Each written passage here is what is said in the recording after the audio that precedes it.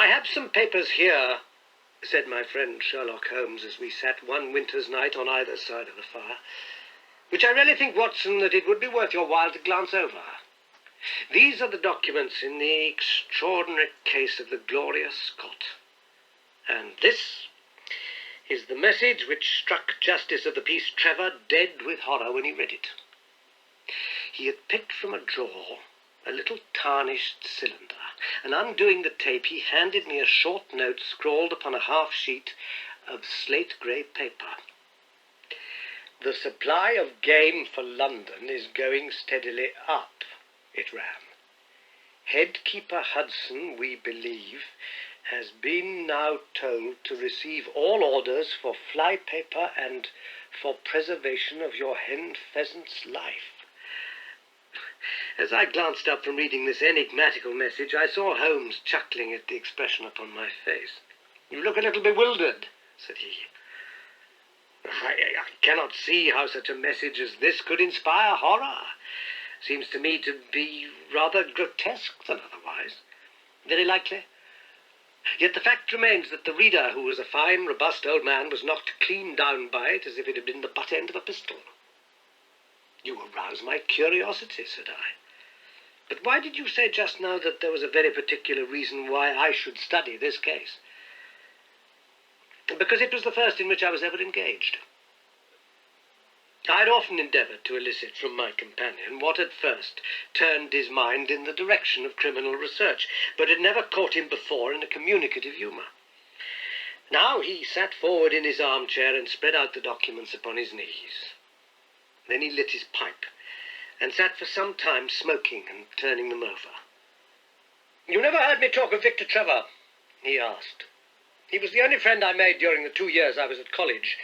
I was never a very sociable fellow, Watson, always rather fond of moping in my rooms and working out my own little methods of thought, so that I never mixed much with the men of my year. Bar fencing and boxing, I had few athletic tastes, and then my line of study was quite distinct from that of the other fellows, so that we had no points of contact at all. Trevor was the only man I knew, and that only through the accident of his bull terrier freezing onto my ankle one morning as I went down to chapel. It was a prosaic way of forming a friendship, but it was effective.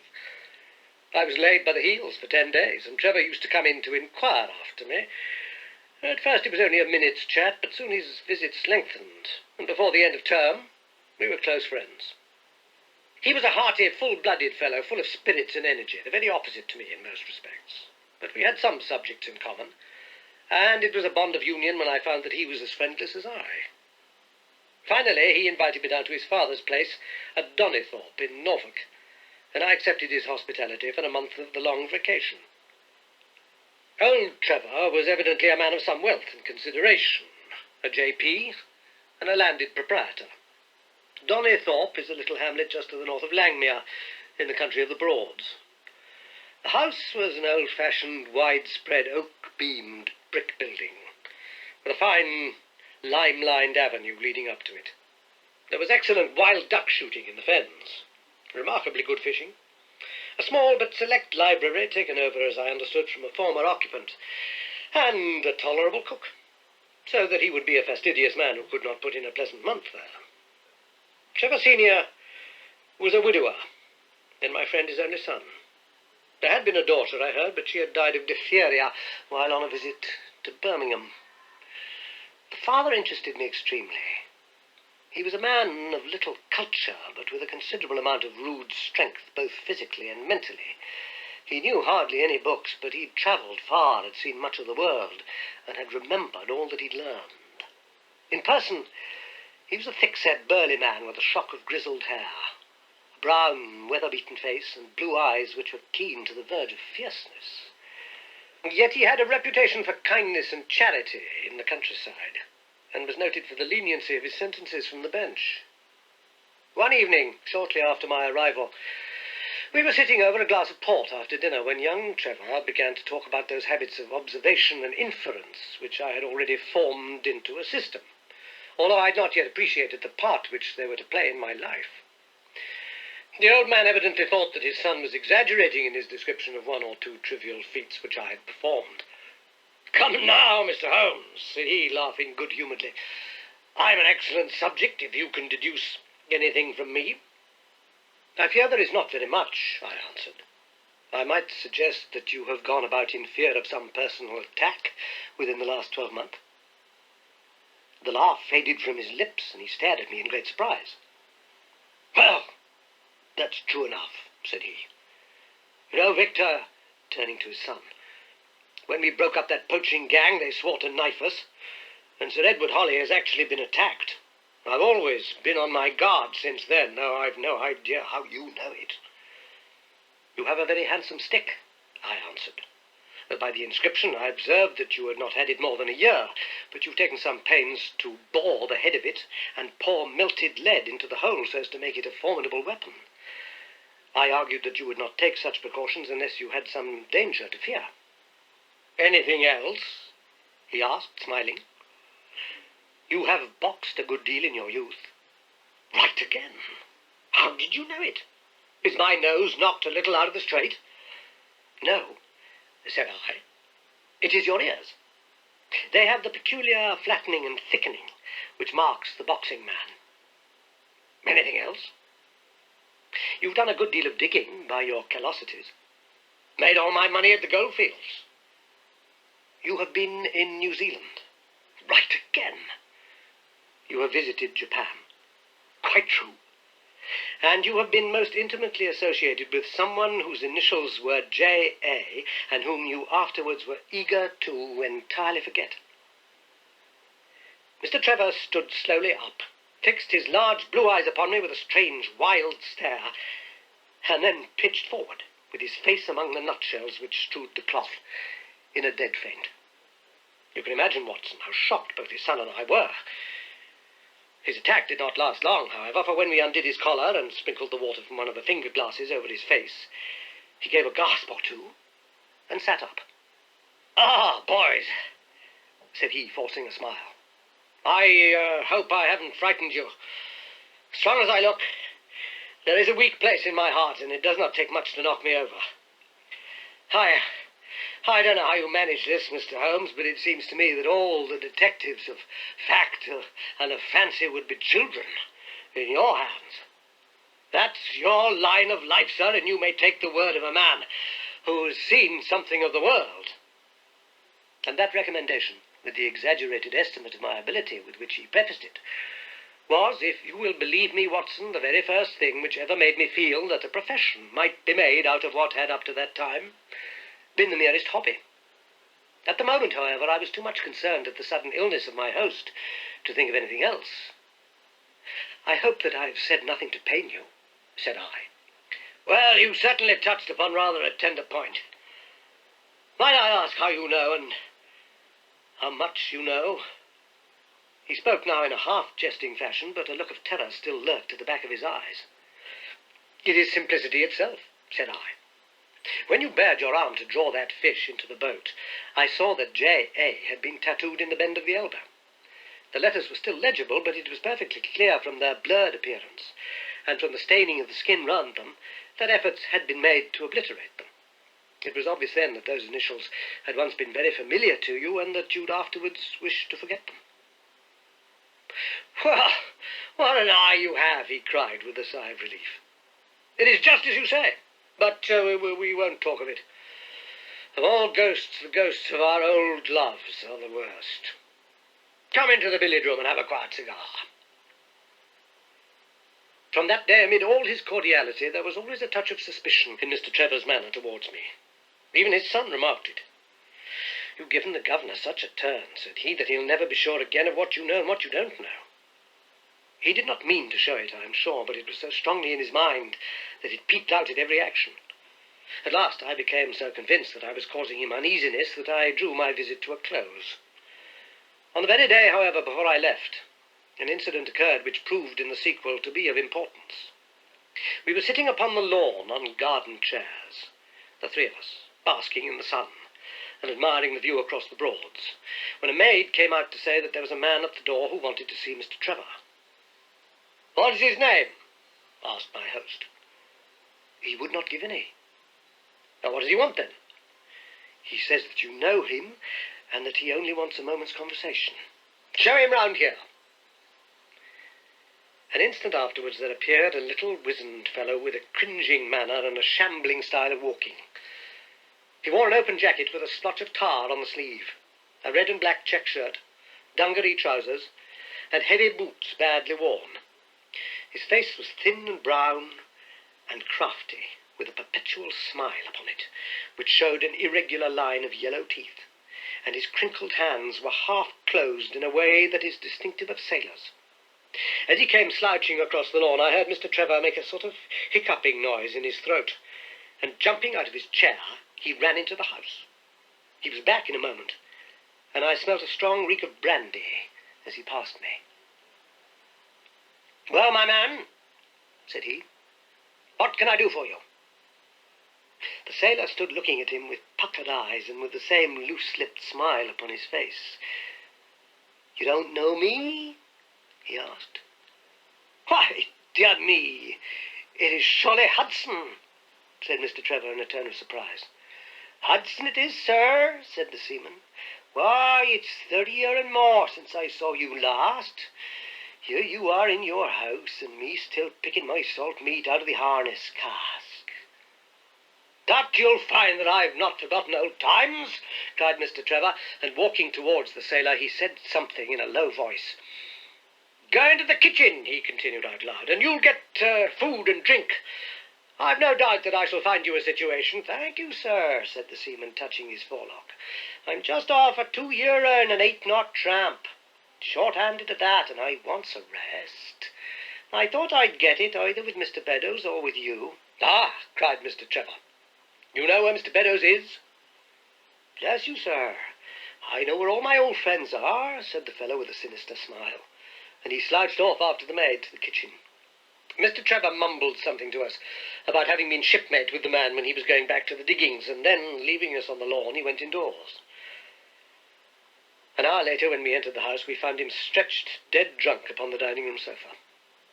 The whole incident left a most ugly impression upon my mind, and I was not sorry next day to leave Donnithorpe behind me, for I felt that my presence must be a source of embarrassment to my friend. All this occurred during the first month of the long vacation. I went up to my London rooms, where I spent 7 weeks working out a few experiments in organic chemistry. One day, however, when the autumn was far advanced and the vacation drawing to a close, I received a telegram from my friend imploring me to return to Donnithorpe, and saying that he was in great need of my advice and assistance. Of course, I dropped everything and set out for the north once more. He met me with the dog-cart at the station, and I saw at a glance that the last 2 months had been very trying ones for him. He'd grown thin and careworn, and had lost the loud, cheery manner for which he'd been remarkable. "The governor is dying," were the first words he said. "Impossible," I cried. "What is the matter?" "Apoplexy. Nervous shock. He's been on the verge all day. I doubt if we shall find him alive." I was, as you may think, Watson, horrified at this unexpected news. "What has caused it?" I asked. "Ah, that is the point. Jump in, and we can talk it over while we drive. You remember that fellow who came upon the evening before you left us? Perfectly.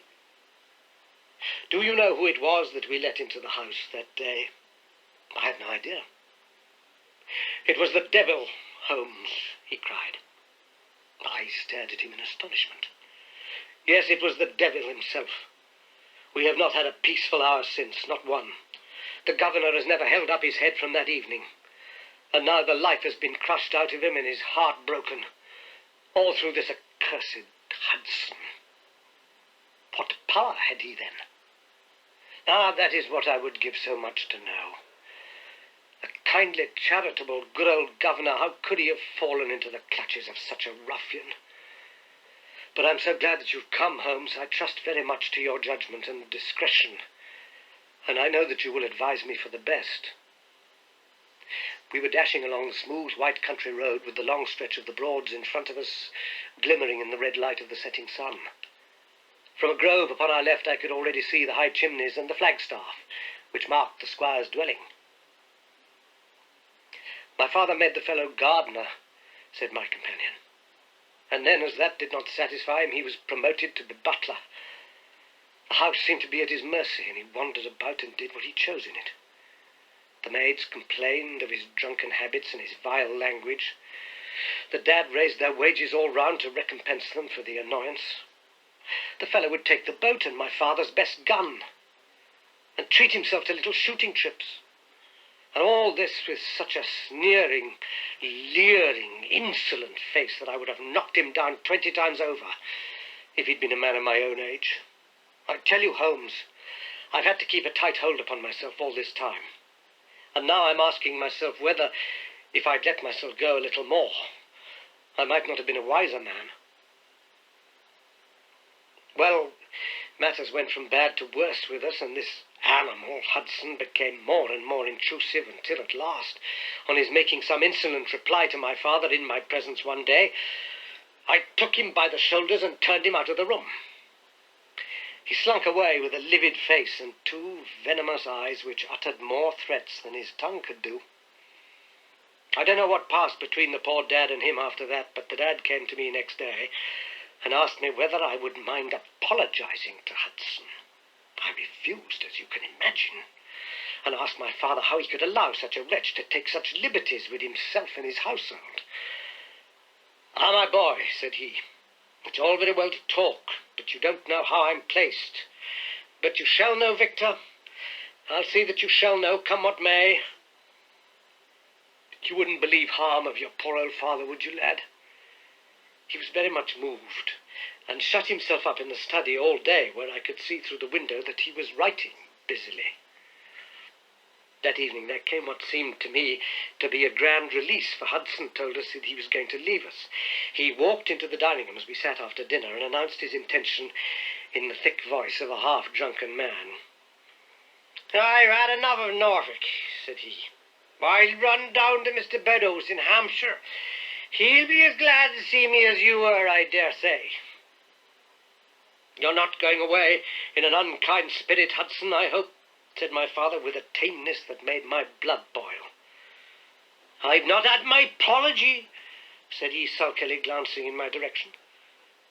"Victor, you will acknowledge that you have used this worthy fellow rather roughly," said the dad, turning to me. "On the contrary, I think we've both shown extraordinary patience towards him," I answered. "Oh, you do you?" he snarled. "Very good, mate, we'll see about that." He slouched out of the room and half an hour afterwards left the house, leaving my father in a state of pitiable nervousness. Night after night I heard him pacing his room, and it was just as he was recovering his confidence that the blow did at last fall. "And how?" I asked eagerly. "In a most extraordinary fashion. A letter arrived from my father yesterday evening bearing the Fordingham postmark.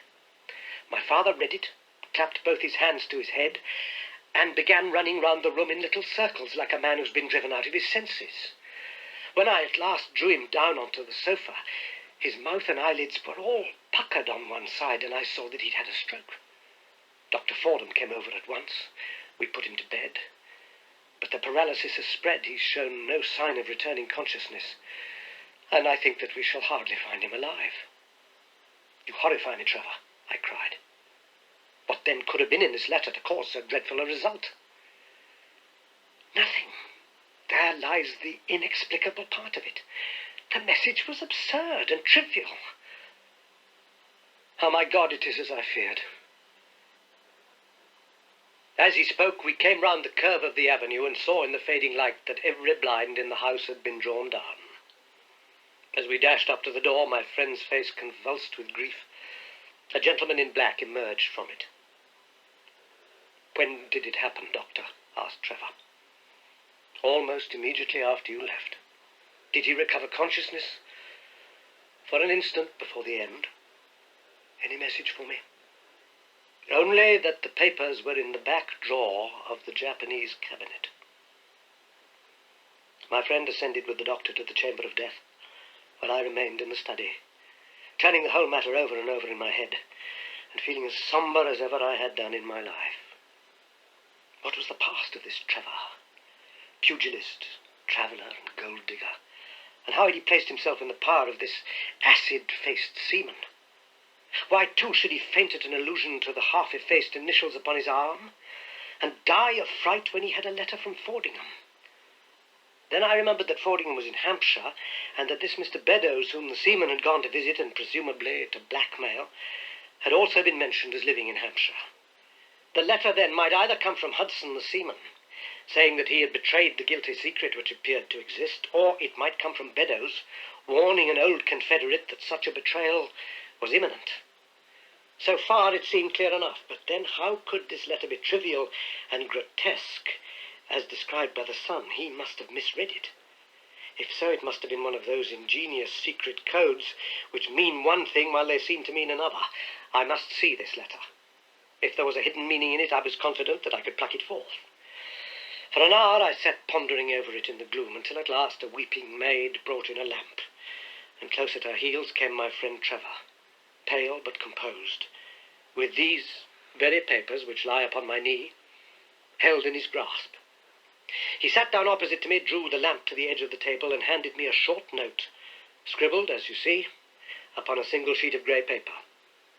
The supply of game for London is going steadily up. It ran, Headkeeper Hudson, we believe, has been now told to receive all orders for flypaper and for preservation of your hen pheasant's life. I dare say my face looked as bewildered as yours did just now, when first I read this message. Then I reread it very carefully. It was evidently as I had thought, and some secret meaning must lie buried in this strange combination of words. Or could it be that there was a prearranged significance to such phrases as flypaper and hen pheasant? Such a meaning would be arbitrary and could not be deduced in any way, and yet I was loath to believe that this was the case, and the presence of the word Hudson seemed to show that the subject of the message was as I had guessed, and that it was from Beddoes rather than the sailor. I tried it backward, but the combination life pheasant's hen was not encouraging. Then I tried alternate words, but neither the of for nor supply game London promised to throw any light upon it. And then, in an instant, the key of the riddle was in my hands, and I saw that every third word, beginning with the first, would give a message which might well drive old Trevor to despair. It was short and terse, the warning, as I now read it to my companion. The game is up. Hudson has told all. Fly for your life. Victor Trevor sank his face into his shaking hands. It must be that, I suppose, said he. This is worse than death, for it means disgrace as well. But what is the meaning of these headkeepers and hen pheasants? It means nothing to the message, but it might mean a good deal to us if we had no other means of discovering the sender. You see that he's begun by writing the game is, and so on. Afterwards he had to fulfill the prearranged cipher to fill in any two words in each space. He would naturally use the first words which came to his mind, and if there were so many which referred to sport among them, you may be tolerably sure that he is either an ardent shot or interested in breeding. Do you know anything of this, Beddoes? Why, now that you mention it, said he, I remember that my poor father used to have an invitation from him to shoot over his preserves every autumn. Then it is undoubtedly from him that the note comes, said I. It only remains for us to find out what this secret was, which the sailor Hudson seems to have held over the heads of these two wealthy and respected men. Alas, Holmes, I fear that it is one of sin and shame, cried my friend. But from you I shall have no secrets. Here is the statement which was drawn up by my father when he knew that the danger from Hudson had become imminent. I found it in the Japanese cabinet as he told the doctor. Take it and read it to me, for I have neither the strength nor the courage to do it myself. These are the very papers, Watson, which he handed to me, and I will read them to you as I read them in the old study that night to him. They are endorsed outside, as you see, some particulars of the voyage of the bark Gloria Scott from her leaving Falmouth on the 8th of October 1855 to her destruction in north latitude 15 degrees 20 minutes, west longitude 25 degrees 14 minutes on November the 6th. It is in the form of a letter and runs in this way. My dear, dear son, now that approaching disgrace begins to darken the closing years of my life, I can write with all truth and honesty that it is not the terror of the law, it is not the loss of my position in the county, nor is it my fall in the eyes of all who have known me, which cuts me to the heart, but it is the thought that you should come to blush for me. You who love me, and who have seldom, I hope, had reason to do other than respect me. But if the blow falls which is forever hanging over me, then I should wish you to read this, that you may know straight from me how far I have been to blame. On the other hand, if all should go well, which may kind God Almighty grant, then if by any chance this paper should be still undestroyed and should fall into your hands, I conjure you by all you hold sacred, by the memory of your dear mother, and by the love which has been between us, to hurl it into the fire and to never give one thought to it again. If, then, your eye goes on to read this line, I know that I shall already have been exposed and dragged from my home, or, as is more likely, for you know that my heart is weak, be lying with my tongue sealed forever in death.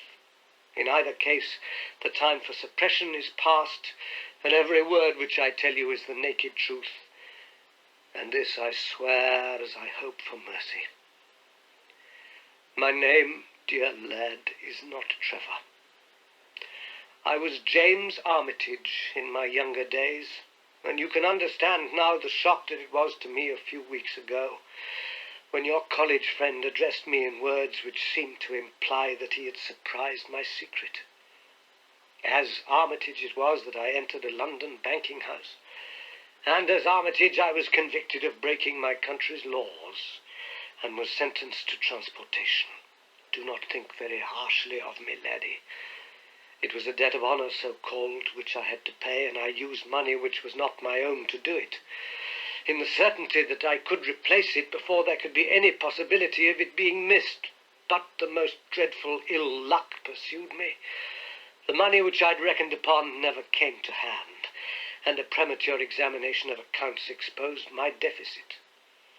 The case might have been dealt leniently with, but the laws were more harshly administered 30 years ago than now, and on my 23rd birthday I found myself chained as a felon with 37 other convicts in the 'tween decks of the barque Gloria Scott, bound for Australia. It was the year 55, when the Crimean War was at its height, and the old convict ships had been largely used as transports in the Black Sea. The government was compelled, therefore, to use smaller and less suitable vessels for sending out their prisoners. The Gloria Scott had been in the Chinese tea trade, but she was an old-fashioned, heavy-bowed, broad-beamed craft, and the new clippers had cut her out. She was a 500-ton boat, and besides her 38 jailbirds, she carried 26 of a crew, 18 soldiers, a captain, 3 mates, a doctor, a chaplain, and 4 warders. Nearly 100 souls were in her, all told, when we set sail from Falmouth. The partitions between the cells of the convicts, instead of being of thick oak, as is usual in convict ships, were quite thin and frail. The man next to me upon the aft side was one whom I'd particularly noticed when we were led down the quay. He was a young man with a clear, hairless face, a long, thin nose, and rather nutcracker jaws. He carried his head very jauntily in the air, had a swaggering style of walking, and was, above all else, remarkable for his extraordinary height. I don't think any of our heads would have come up to his shoulder, and I'm sure that he could not have measured less than 6.5 feet. It was strange among so many sad and weary faces to see one which was full of energy and resolution. The sight of it was to me like fire in a snowstorm. I was glad then to find that he was my neighbour, and gladder still when in the dead of the night I heard a whisper close to my ear, and found that he'd managed to cut an opening in the board which separated us. "Hello, chummy," said he. "What's your name, and what are you here for?" I answered him, and asked in turn who I was talking with. "I'm Jack Prendergast," said he, "and by God you learn to bless my name before you've done with me." I remembered hearing of his case, for it was one which had made an immense sensation throughout the country some time before my own arrest. He was a man of good family and great ability, but of incurably vicious habits, who had, by an ingenious system of fraud, obtained huge sums of money from the leading London merchants. "Ah, you remember my case. said he proudly. Very well indeed. Then maybe you remember something queer about it? What was that, then? I'd had nearly $250,000, hadn't I? So it was said. But none was recovered, eh? No. Well, where do you suppose the balance is? He asked. I've no idea, said I. Right between my finger and thumb, he cried. By God, I've got more pounds to my name than you've hairs on your head. And if you've money, my son, and know how to handle it and spread it, you can do anything. Now, you don't think it likely that a man who could do anything is going to wear his breeches out sitting in the stinking hold of a rat-gutted, beetle-ridden, mouldy old coffin of a chin-china co-star? No, sir. Such a man will look after himself and will look after his chums. You may lay to that. You hold on to him and you may kiss the book that he'll haul you through. That was his style of talk, and at first I thought it meant nothing.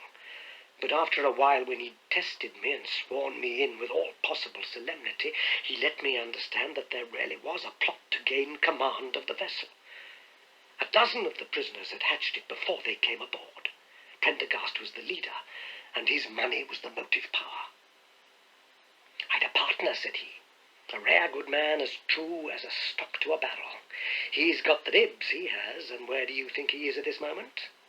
Why, he's the chaplain of this ship, the chaplain, no less. He came aboard with a black coat and his papers right and money enough in his box to buy the thing right up from keel to main truck.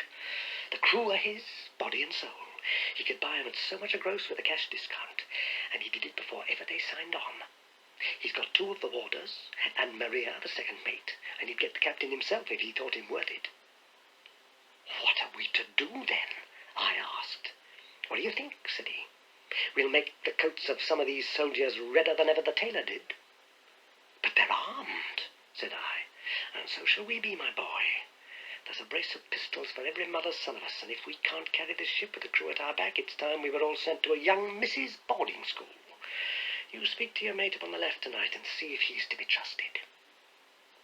I did so, and found my other neighbour to be a young fellow in much the same position as myself, whose crime had been forgery. His name was Evans, but he afterwards changed it like myself, and he is now a rich and prosperous man in the south of England. He was ready enough to join the conspiracy as the only means of saving ourselves, and before we had crossed the bay there were only 2 of the prisoners who were not in the secret. One of these was of weak mind, and we did not dare to trust him, and the other was suffering from jaundice and could not be of any use to us. From the beginning there was really nothing to prevent us from taking possession of the ship. The crew were a set of ruffians specially picked for the job. The sham chaplain came into our cells to exhort us, carrying a black bag supposed to be full of tracts, and so often did he come that by the 3rd day we had each stowed away at the foot of our beds a file, a brace of pistols, a pound of powder, and 20 slugs. 2 of the warders were agents of Prendergast, and the second mate was his right-hand man. The captain, the 2 mates, 2 warders, Lieutenant Martin, his 18 soldiers, and the doctor were all that we had against us. Yet safe as it was, we determined to neglect no precaution, and to make our attack suddenly, by night. It came, however, more quickly than we expected, and in this way. One evening, about the 3rd week after our start, the doctor had come down to see one of the prisoners who was ill, and putting his hand down on the bottom of his bunk, he felt the outline of the pistols. If he'd been silent, he might have blown the whole thing. But he was a nervous little chap, so he gave a cry of surprise and turned so pale that the man knew what was up in an instant and seized him. He was gagged before he could give the alarm and tied down upon the bed. He had unlocked the door that led to the deck, and we were through it in a rush. The 2 sentries were shot down, and so was a corporal who came running to see what was the matter. There were 2 more soldiers at the door of the stateroom, and their muskets seemed not to be loaded, for they never fired upon us, and they were shot while trying to fix their bayonets. Then we rushed on into the captain's cabin, but as we pushed open the door there was an explosion from within, and there he lay with his brains smeared all over the chart of the Atlantic, which was pinned upon the table, while the chaplain stood with a smoking pistol in his hand at his elbow. The 2 mates had both been seized by the crew, and the whole business seemed to be settled. The stateroom was next the cabin, and we flocked in there and flopped down on the settees, all speaking together, for we were just mad with the feeling that we were free once more. There were lockers all round, and Wilson, the sham chaplain, knocked one of them in and pulled out a dozen of brown sherry. We cracked off the necks of the bottles, poured the stuff out into tumblers, and were just tossing them off when in an instant, without warning, there came the roar of muskets in our ears, and the saloon was so full of smoke that we could not see across the table. When it cleared again, the place was a shambles.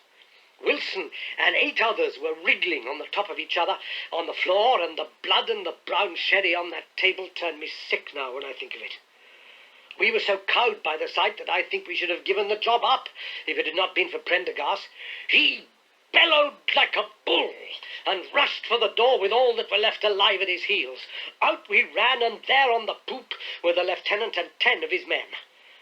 The swing skylights above the saloon table had been a bit open, and they'd fired on us through the slit. We got on them before they could load, and they stood to it like men, but we had the upper hand of them, and in 5 minutes it was all over. My God, was there ever a slaughterhouse like that ship? Prendergast was like a raging devil, and he picked the soldiers up as if they'd been children and threw them overboard alive or dead. There was one sergeant that was horribly wounded and yet kept on swimming for a surprising time, until someone in mercy blew out his brains. When the fighting was over, there was no one left of our enemies except just the warders, the mates, and the doctor. It was over them that the great quarrel arose. There were many of us who were glad enough to win back our freedom, and yet who had no wish to have murder on our souls. It was one thing to knock the soldiers over with their muskets in their hands, and it was another to stand by while men were being killed in cold blood. 8 of us, 5 convicts and 3 sailors, said that we would not see it done. But there was no moving Prendergast and those who were with him. Our only chance of safety lay in making a clean job of it, said he, and he would not leave a tongue with power to wag in a witness box. It nearly came to our sharing the fate of the prisoners, but at last he said that if we wished we might take a boat and go. We jumped at the offer, for we were already sick of these bloodthirsty doings, and we saw that there would be worse before it was done. We were given a suit of sailor togs each, a barrel of water, 2 casks, one of junk and one of biscuits, and a compass. Prendergast threw us over a chart, told us that we were shipwrecked mariners whose ship had foundered in latitude 15 degrees north and longitude 25 degrees west, and then cut the painter and let us go. And now I come to the most surprising part of my story, my dear son. The seamen had hauled the foreyard aback during the rising, but now as we left them, they brought it square again, and as there was a light wind from the north and east, the bark began to draw slowly away from us. Our boat lay rising and falling upon the long, smooth rollers, and Evans and I, who were the most educated of the party, were sitting in the sheets, working out our position and planning what coast we should make for. It was a nice question, for the Cape Verdes were about 500 miles to the north of us, and the African coast about 700 to the east. On the whole, as the wind was coming round to the north, we thought that Sierra Leone might be best, and turned our head in that direction, the bark at that time being nearly hull down on our starboard quarter. Suddenly, as we looked at her, we saw a dense black cloud of smoke shoot up from her, which hung like a monstrous tree upon the skyline. A few seconds later, a roar like thunder burst upon our ears, and as the smoke thinned away, there was no sign left of the Gloria Scott. In an instant, we swept the boat's head round again and pulled with all our strength for the place where the haze, still trailing over the water, marked the scene of this catastrophe. It was a long hour before we reached it, and at first we feared that we'd come too late to save anyone. A splintered boat and a number of crates and fragments of spars rising and falling on the waves showed us where the vessel had foundered, but there was no sign of life, and we turned away in despair when we heard a cry for help, and saw at some distance a piece of wreckage with a man lying stretched across it. When we pulled him aboard the boat, he proved to be a young seaman of the name of Hudson, who was so burned and exhausted that he could give us no account of what had happened until the following morning. It seemed that after we'd left, Prendergast and his gang had proceeded to put to death the 5 remaining prisoners. The 2 warders had been shot and thrown overboard, and so also had the 3rd mate. Pendergast then descended into the 'tween decks and with his own hands cut the throat of the unfortunate surgeon. There only remained the first mate, who was a bold and active man. When he saw the convict approaching him with a bloody knife in his hand, he kicked off his bonds, which he'd somehow contrived to loosen, and rushing down the deck, he plunged into the after hold. A dozen convicts who descended with their pistols in search of him found him with a matchbox in his hand, seated beside an open powder barrel, which was one of the 100 carried on board, and swearing that he would blow all hands up if he were in any way molested. An instant later the explosion occurred, though Hudson thought it was caused by the misdirected bullet of one of the convicts rather than the mate's match. Be the cause what it may, it was the end of the Gloria Scott, and of the rabble who held command of her. Such, in a few words, my dear boy, is the history of this terrible business in which I was involved. Next day we were picked up by the brig Hotspur, bound for Australia, whose captain found no difficulty in believing that we were the survivors of the passenger ship which had foundered. The transport ship Gloria Scott was set down by the Admiralty as being lost at sea, and no word has ever leaked out as to her true fate. After an excellent voyage, the Hotspur landed us at Sydney, where Evans and I changed our names and made our way to the diggings, where among the crowds who were gathered from all nations we had no difficulty in losing our former identities. The rest I need not relate. We prospered, we travelled, we came back as rich colonials to England, and we bought country estates. For more than 20 years we've led peaceful and useful lives, and we hoped that our past was forever buried. Imagine then my feelings when, in the seaman who came to us, I recognized instantly the man who had been picked off the wreck.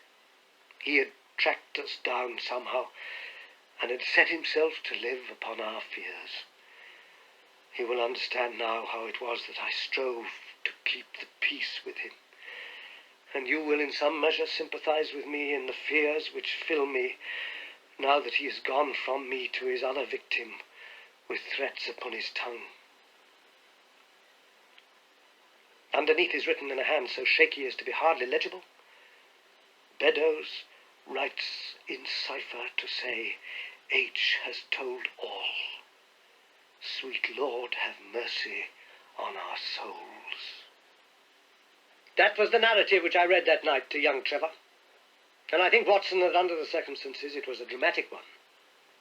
The good fellow was heartbroken at it, and went out to the Terai, tea planting, where I hear that he's doing well. As to the sailor and Beddoes, neither of them was ever heard of again after that day on which the letter of warning was written. They both disappeared utterly and completely. No complaint had been lodged with the police, so that Beddoes had mistaken a threat for a deed. Hudson had been seen lurking about, and it was believed by the police that he'd done away with Beddoes and had fled. For myself, I believe that the truth was exactly the opposite. I think it most probable that Beddoes, pushed to desperation and believing himself to have been already betrayed, had revenged himself upon Hudson and had fled from the country with as much money as he could lay his hands on. Those are the facts of the case, Doctor, and if they are of any use to your collection, I am sure that they are very heartily at your service.